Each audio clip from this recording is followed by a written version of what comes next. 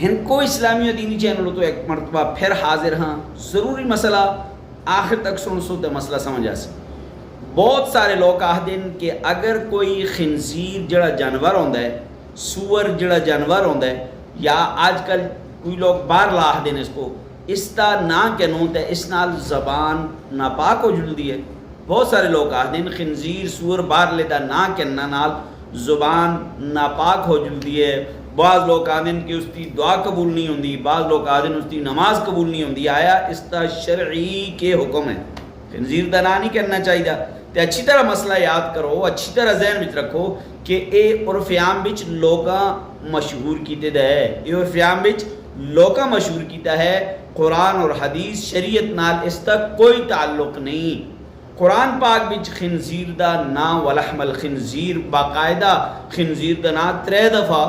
ذکر کیتا گیا ہے تے اس اصل مسئلہ سمجھ آیا کہ خنزیر دے